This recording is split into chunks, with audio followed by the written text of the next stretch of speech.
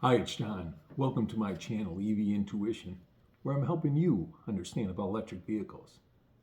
Today, what I want to talk to you about is how much you can save when going on a vacation or a road trip where you're staying at hotels or AirBnBs and they have a free electric vehicle charger. If you have an EV, I suggest that you search for those, and I'm going to show you how much you can save in today's video. So let's begin.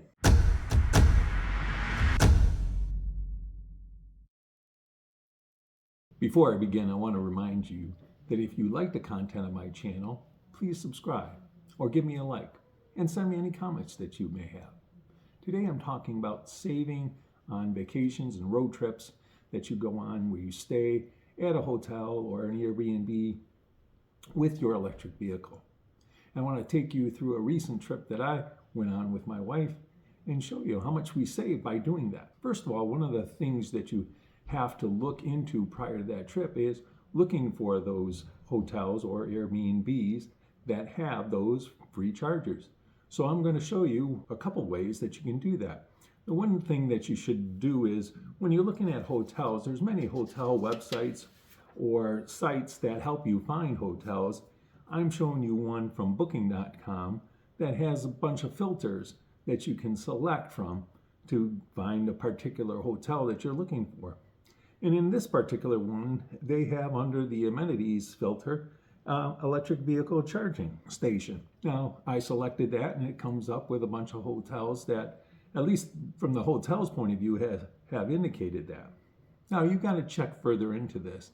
And I suggest that with the list that comes up, look into it and see if they advertise anything more. The other thing you could do is also, and I recommend doing, is use the Plugshare app and take it, put in the hotel's address or the Airbnb's address that you're searching for, and see if it comes up in Plugshare and any additional information is there to help you. For example, in the hotel in Grand Rapids that I stayed in, you can see from the screen that I'm showing you that it came up with a particular Hampton Inn and Suites in Granville. But if you look further, and I'm showing you now what I see in the Plugshare app, it showed that there was only one charger at that particular location, one plug, and actually it had a particular notice that it was under repair. There's a good indication to help you steer away from that. Now, also looking into Plugshare, I found another inn, the Hampton Inn, not too far away, and this one didn't even come up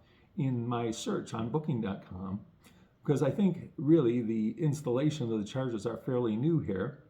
But I found out that the Hampton Inn in Wyoming, Michigan, which is not just outside of Grand Rapids, had 6 plugs. So I looked into it. I looked at some of the comments people were making, and it looked like it was working well. The only caveats there that I found out is a little slow on the charging side, only 4 kilowatts. And sometimes ICE vehicles or internal combustion vehicles park in locations near the chargers. But I thought with 6 chargers, my odds were pretty good at getting one of those chargers for the couple nights that I was staying there. Anyway, I wanted to make sure when you're planning these trips to look into that. So let's look at now the particulars of the trip. I left on a Thursday with 100% state of charge from my home in Western New York. I went out only to the Detroit area the first day. I didn't go all the way to Grand Rapids because I stayed to visit one of my relatives in the Detroit area. So in going from Western New York to Detroit, I needed to stop for charging, and I did that in London,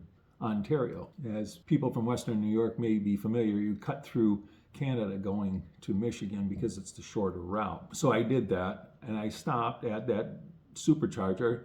This was a stop that Tesla recommended through their navigation system. And if you look at it, I stayed there 30 minutes, and people say, well, that's a long time, but it was actually perfect. It was lunchtime. We had a quick meal, used the restrooms, and we're back on the road again and got us to Detroit area with a sufficient amount of charge. We were only down to 25%. And while staying at my relatives, I brought along a mobile charger that I have, which allows me to charge the vehicle even at 120 volts. And though I don't get a lot of charge overnight, it gives me a little boost. So that's what I did with my relatives. I asked them if I could plug it into their outdoor circuit. I did. And you can see that I added about 14 kilowatts overnight. Not a lot to get me fully to the Grand Rapids location, but it gave me an extra boost and saved me a little money. So on my way from Detroit area to then Grand Rapids, I did have to make another stop, and I did that at Forts Creek, once again, through the Tesla navigation, recommending it.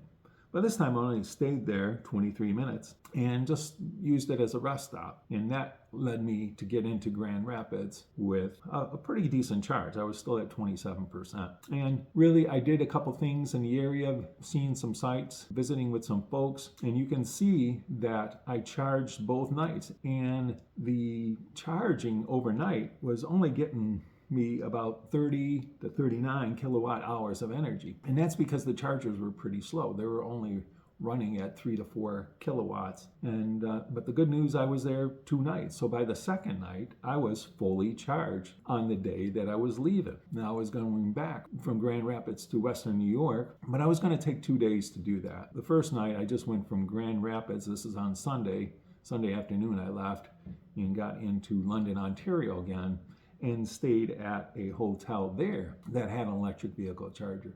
This one actually had 4. It was a Best Western, and actually 2 of the chargers were Tesla plugs, and 2 were the J1772. So that worked out well. And then I was able to fully charge to 100% that night. And from London, Ontario, all the way back to Western New York, I was able to get there without any DC fast charging.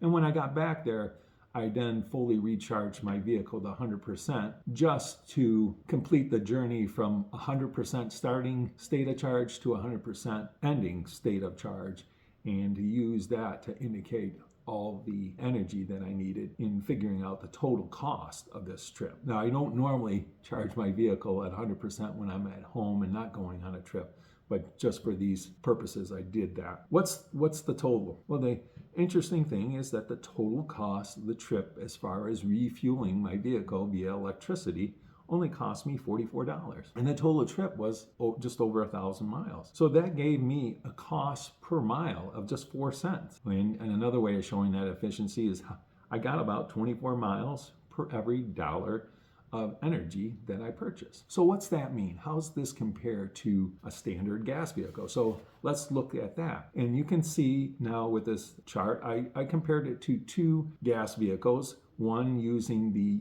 US average miles per gallon, 25 miles per gallon, and another one, a more highly efficient vehicle at 40. And I used the average gas prices in the Northeast, which right now is $3.75 per gallon. And there's what I found. I saved quite a bit of money. If I had the average US vehicle, I would have paid about $158 compared to $44.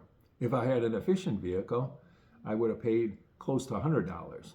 So you can see the $44 that I spent on energy was a significant savings just for a weekend trip. Now, what were the downsides of traveling with an electric vehicle? Some people say, I don't like the waiting. Going back to my original details, you can see that I made 3 stops at a DC fast charger. And every time I stopped at that DC fast charger, we used the restroom. So in one of the stops, we only stayed 11 minutes. Basically, we used the restroom and we're back on the road because we didn't need a lot of charge. We just wanted to get to our final destination. Another one, we used up just 22 minutes, once again, using the restroom only. So we didn't sit around much in these locations.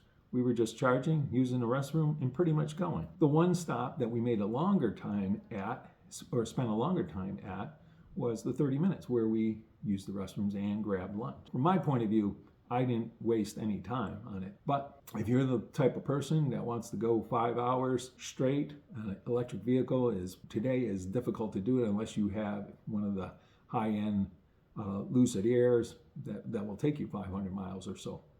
But for my Tesla Model Y, which gets on the highway roughly about 270 miles total if I pushed it from 100 to 0 state of charge, which I typically don't do. I usually go to 10 or 15%. You can see that taking the time, finding hotels or places to stay that have free electric vehicle chargers can help you save on your trip. So I hope you found this video useful and informative. I'll see you next time. Thanks for watching.